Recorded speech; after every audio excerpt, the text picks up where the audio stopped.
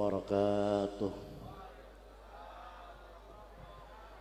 الحمد لله رب العالمين حمدا يوافي نعمه ويكافئ مزيده. يا ربنا لك الحمد ولك الشكر كما ينبغي لجلال وجهك الكريم وعظيم سلطانك. الصلاة والسلام على سيدنا ومولانا محمد صفوة أنبيائك وعلى آله وأصحابه الشاكرين على نعمائك الصابرين على بلائك. أما بعد سبحانك لا علم لنا إلا ما علمتنا إنك أنت العليم الحكيم. لا حول ولا قوة إلا بالله العلي العظيم. Al-Mukarramun, para habaib, para alim ulama, tokoh masyarakat, bapak ibu, saudara sekalian yang kami hormati, bil khusus sahibil bait, sahibil majlis, Ananda Al-Ustaz Abdullah Mahfud. Kita doakan beliau panjang umur, sehat walafiat, dan ilmunya bermanfaat. Guru-guru kita yang tadi telah menyampaikan ilmunya, bil khusus Al-Habib Abdurrahman Ibn Habib Syekh Al-Jufri, kita doakan beliau panjang umur.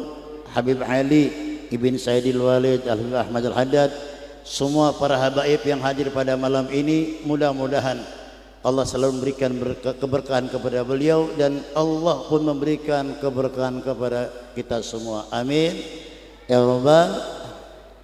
Biasanya di sini acara Maulid jam 9 udah tutup. Ya, biasanya.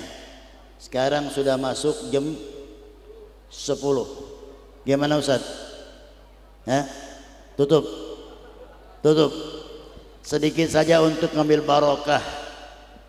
Setiap tahun kita memperingati hari kelahiran Nabi Muhammad, orang yang paling dimuliakan oleh Allah. Kita berharap mudah-mudahan wasilah memperingati orang yang dimuliakan oleh Allah, kita pun terbawa orang yang dimuliakan oleh Allah. Amin ya rabbal. Sebab ada orang ngaku mulia tapi belum tentu mulia di hadapan Allah. Ada orang mengaku hambanya Allah tapi belum tentu diakui kehambaannya dia kepada Allah. Di Surabaya ada kiai, zikirnya begini, ana Abdullah, ana Abdullah, ana Abdullah, saya hamba Allah, saya hamba Allah. Sang murid bertanya, Kiai, kenapa kok Kiai zikirnya semacam itu? Kita minta kepada Allah mudah-mudahan kita selaku hambanya Allah dan diakui kehambaan kita oleh Allah. Paham maksudnya Pak? Paham maksudnya? Kita hamba siapa? Hamba Allah. Yang namanya hamba harus menuruti apa yang diperintahkan oleh Tuannya. Itu bahasa gampangnya. Allah adalah zat pencinta makhluk. Kita mengaku hamba harus mengikuti apa-apa yang diikuti, apa yang dicontohkan, apa yang diperintahkan oleh Allah. Ini yang kadang Pak, peringatan Maulid kita kerjain tapi nyontoh akhlak Nabi belum tentu mampu, betul? Contoh. Ini riwayat terkenal masyhur. Ketika Nabi datang ke masjid mau sholat jamaah, ada yang ngeludain. Umpama kita mau ke masjid, ke majlis taklim, ada orang ngeludain kita, terus ke masjid apa berantem dulu? Berantem dulu apa ke masjid? Kata orang Betawi, lu jual gue beli, kan begitu. Ini contoh yang dicontohkan, itu jutaan contoh yang dicontohkan oleh Nabi. Hal-hal yang sederhana belum tentu kita mampu mencontoh apa yang dicontohkan oleh Nabi. Betul. Wa ya'fu 'anil dzambi idza kana fi haqqihi wa sababih. Nabi Muhammad kalau digoda, diganggu urusan pribadinya, Nabi enggak pernah dendam, enggak pernah marah. Wa idza duya haqqullah lam yakun ahadun lighadabi. Tapi kalau urusan agama yang diganggu, tidak ada orang yang marah melebihi kemarahannya Nabi kita Muhammad. Kalau kita kan terbalik, urusan agama urusan ustad, urusan pribadi urusan pribadi. Ya Pak, Pak, nih besok kan dikit lagi kan kita milih nih. Oi, besok kita milih nih. Saya sih nggak ngajak, terserah saudara. Tapi saudara harus taat sama guru. Walaupun guru nggak merintah, nggak ngajak. Lihat Ustaz Abdullah pakaian gimana tuh? Apa tuh? Nggak paham juga. Oon. Saya nggak ngajak, ya. Tapi kalau makan saya ngajak, takut salah saya. Bahwa ini kelak akan dipertanyakan oleh Allah Subhanahu Wa Taala apa yang kita lakukan, apa yang kita perlu buat. Makanya kalau kita berkiblat Pak kepada Nabi, manusia yang paling jujur siapa? Nabi kita Muhammad. Manusia yang paling tulus siapa? Nabi kita Muhammad. Itu semua cerminan yang berada dalam pribadi Nabi Muhammad, baik beliau di saat memimpin negara, baik di saat memimpin daripada umatnya, semua digambarkan dalam Al-Quran, dan itu tercermin dalam pribadi Nabi kita Muhammad sallallahu alaihi wasallam. Dah, sekarang dikit lagi, 5 menit lagi, ya. Contoh lagi, ini pribadi Nabi.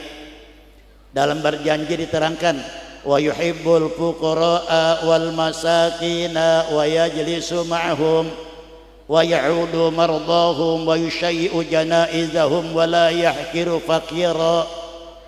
Nabi kita Muhammad sallallahu alaihi wasallam sifatnya senang cinta sama orang miskin. Pak, Bapak kalau berteman senengan orang miskin sama orang kaya? Oi, yang keras. Biar cepat selesai ini. Neng, kamu kalau punya pacar senang yang kaya apa yang miskin? Mata duitan loh. Berarti kan kita belum mampu mencontoh akhlaknya Rasulullah. Rasulullah cinta kepada orang miskin.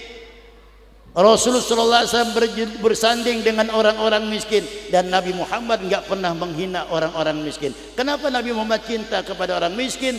Sebab perasaan peka itu didapati oleh orang miskin, dan apabila orang miskin dihampiri rumahnya oleh orang-orang yang punya nama, pasti jadi bangga dia tuh. Alhamdulillah rumah saya didatangin gubernur, pedang mampir pen kencing doang, tapi itu merupakan momen yang bagus.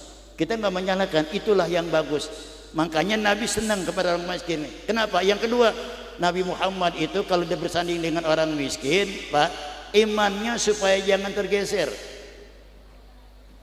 Bapak kata Sayyidina Ali, kadal fakru ayyakuna kufran. Kadang-kadang kemiskinan itu membuat manusia jadi kufur, sehingga didekatin oleh Nabi, jangan sampai keimanan orang-orang miskin itu terseret lagi menjadi orang-orang munafik, orang-orang yang murtad. Ini yang belum kita bisa melaksanakannya, betul Pak?